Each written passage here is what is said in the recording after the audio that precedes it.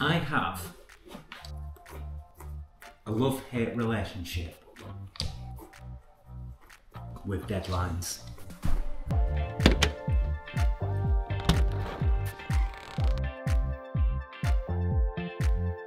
On the one hand, deadlines cause you stress, they cause you to rush, they cause you to finish before you feel like your project is finished, and in the end you feel like you could have done a better job, at least I usually do.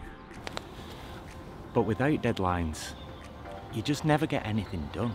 Just a little side note, I go for a walk every morning. It's normally the most peaceful part of the day, but as someone who's never recorded themselves in public, this is really stressful, man. I'll meet you back inside.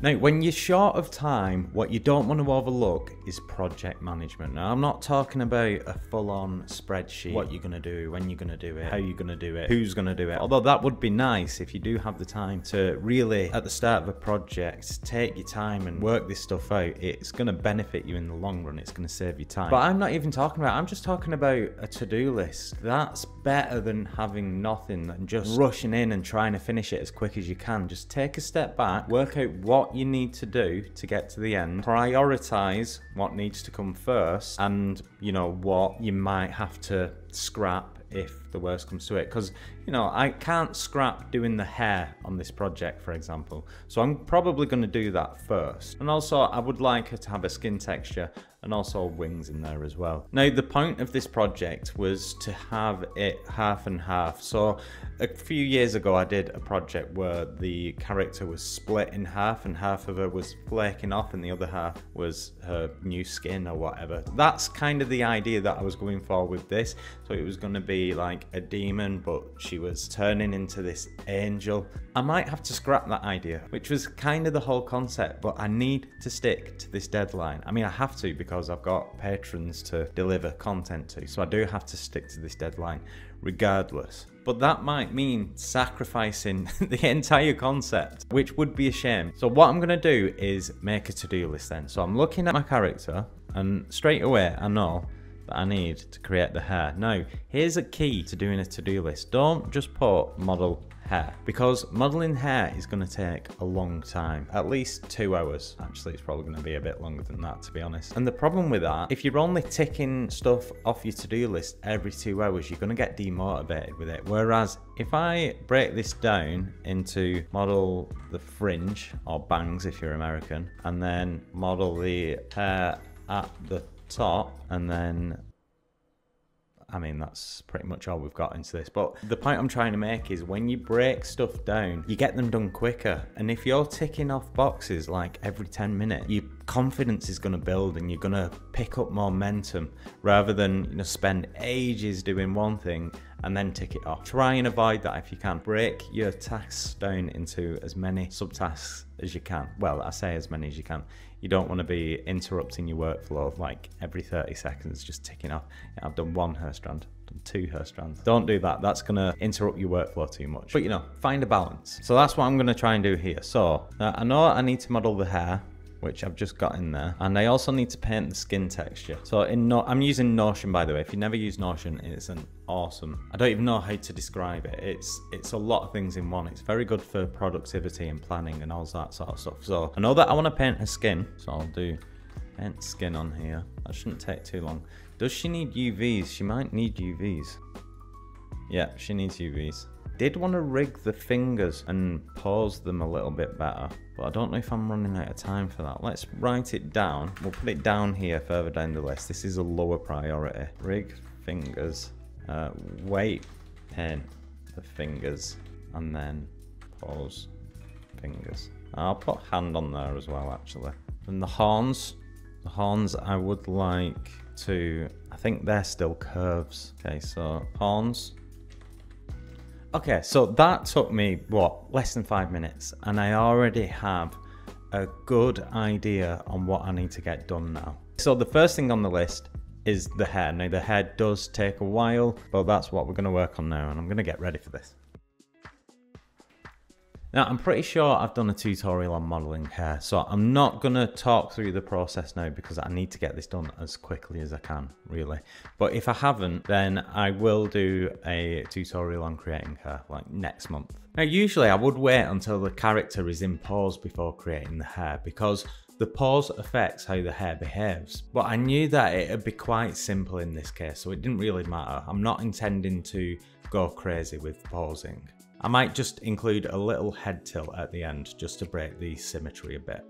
Then I moved on to creating the UVs for the body. Now it's probably just habit, but I try to place the UV seams out of sight of the camera where possible, but this is kind of redundant because the texture will be hand painted, so the seams really won't be visible anyway. The head and the body are still separate objects, so I do need to UV them separately. And then once I'm done, I can move on to painting her skin. Alright, so we're going to paint this skin. So we've put on a base skin tone here, as you can see. But it looks a little bit lifeless. I mean, it's not too bad because we do have subsurface on there, which does give it a bit of life, but we can improve it. And the way we're going to do that is, if I get a red colour, I'm just going to put a little bit of red into the cheeks. Let's turn that strength down a bit. Nice and gentle like that. And immediately, if you look over here where we have light, in fact, let me just tweak the lighting a little bit. So I think we can improve that. I'll just turn up the HDR a little bit too. Something like that. You can see how that red just adds so much. It was just one stroke and yet it adds so much. And put a little bit on the nose as well. And a little bit on the chin. And then of course the lips too. Now the key with the lips, what you want to do, first of all, play around with the colours because you don't necessarily want it to be flat red, but also mix in the skin tone with it. And once you mix it in, so if I just lightly paint over the skin tone on this and then select that colour, it'll give me a more natural looking lip colour. And it looks a bit weird now because I'm painting out of the lines, but we can always just pick the skin colour and bring that back in like this, which looks miles better. I kind of like that tone for the lips actually. Sometimes it can take a while to find one that I'm happy with, but it doesn't look too bad. I might want to make it a bit redder, having said that. Maybe a little bit pinker, but not a bad start. It's feeling a bit too red now, so I'm just going to bring that back in, rein that back with the skin tone. It's a little bit strong. I'm not sure I'm getting pen pressure here. And I'm going to select this colour again and put a bit of that into the cheeks. And with skin, what you want to really try and find is a lot of variation. So we're going to add a bit of orange in here, a bit of blue, a bit of brown, just all sorts of different variations. I'm also gonna turn this density down a little bit and just turn the strength up so you can see what this does. It kind of acts a bit like a spray when you do that, which is nice because you don't want it all uniform. Well, you might do, but I don't. I want it to be a bit more dotty like that. I might also turn down the flow, turn up the wet mix as well. That affects how it applies as well. Turn the hardness right down so that we have a nice fall off on it. And it would be nice to get a bit of randomness into this as well. Okay, so now I'm just going to lightly go over this. And I'm going to get orange, kind of an orange yellow. Go over the nose. You generally want a darker skin tone inside the eye sockets as well. So let's get the skin tone. Go a little bit darker with that. And a little bit more saturated too. A little bit closer to red. And do you know what's just occurred to me? I didn't want to do it like this at all. I wanted to paint a kind of a bluey purpley demon colour. Oh, I'm an idiot. See, this is why you should really nail down your concepts before you start, because it avoids making silly mistakes like this. So let me just turn that density back up. Oh. Well, at least I've only wasted 5 minutes. That's not too bad. Always get your concept nailed down beforehand and you'll avoid silly mistakes like this. I'm kind of half winging this, which isn't the greatest way to approach it, but... Okay, so the look that I've got in mind is probably something a little bit closer to this colour right here. So I'll make sure we get it on the whole head. Not that it matters that much. I'll do the same with the body. Probably put symmetry on. Turn flow up. So we just want to do a base, overall base colour here, don't we? Alright, let's try that again. Do you know what I'm going to look at for reference? Who's that girl from Overwatch who's got a similar colour skin? It's Widowmaker, right? It is that one. Widowmaker. Alright, let's go Widowmaker. I'm sure it's that one. It's not quite the same colour, but it'll help us. So, we're going to go slightly more purple and slightly darker for the lips. Let's get the head. And I do want to turn the strength down a bit. And I would say same rules apply. So, paint the lips as dark as you want and then rein it back in using the skin colour. That's what I'm going to try and do here. Let's try this. Seems to look alright. I'm not quite sure what colour we're going to paint the cheeks because we do want to have some colour variation in here just like we have with normal skin. Definitely want some colour variation. I'll probably make it a bit lighter. Let's turn that density down again. What if we actually just tried putting red in there? We'll just put in a bit of red. Just do it like I normally would. It looks quite nice actually. Oh, that's interesting to see it. Okay, the subsurface is too high.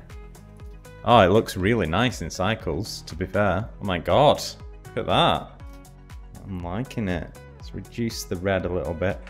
Oh my god. That's looking better than I expected that. Oh, it's always nice when you fire off a cycles render and it looks better than you thought it would. Look at that, man. Now, unfortunately, that is all we've got time for in this video because today is the deadline for this project. Am I going to finish it? I am a little bit further than what you've seen now. Am I going to finish it? I don't know. I don't think I'm going to get the angel portion of this done in time, unfortunately, but I can always just do that bit later on and not have it as part of this challenge. So I think I'm probably going to do that. But in the next project, I'm going to make sure to properly project manage using Notion, and that way I'll be able to keep on track and actually get everything done. I should have a little bit more time, touch wood, next month to get everything done, hopefully. We're just gonna have to see. But in the next video you will see the result of this. In fact, you might already see the result of this if you follow me on other social media or if you subscribe to me on Patreon, which you'll find linked below. Every month I deliver a new rewards package which includes a bunch of lessons on how to sculpt stylized characters, as well as reference images, scene files with an Ecoshare model that I'm building, putting together so that you can understand the anatomy of a stylized character, and also the result of the ongoing sculpt of the stylized character that we're working on. Head over to Patreon and have a look. But also, if you've missed any of the episodes and you're a bit concerned that you can't catch up, they're all available on Gumroad as well, which again you'll find linked below. Hopefully you're enjoying the new format. Obviously it's not going to be as polished as what it will be when I've got a bit more experience making videos a bit like this, but hopefully you enjoyed it nonetheless, and let me know what you think in the comments below. Do you want to see where I'm up to with this character? Shall I just show you? It won't be the final result, but I can just show you right now. I can just load it up. Here we are. Yeah, I've still got a bit of work to do on those wings. I need to add a bit of asymmetry as well, but aside from that, we're nearly there. It's not too bad. I think I can get it finished. I need to pause her a little bit, but she will be largely symmetrical. I don't know, it's all right.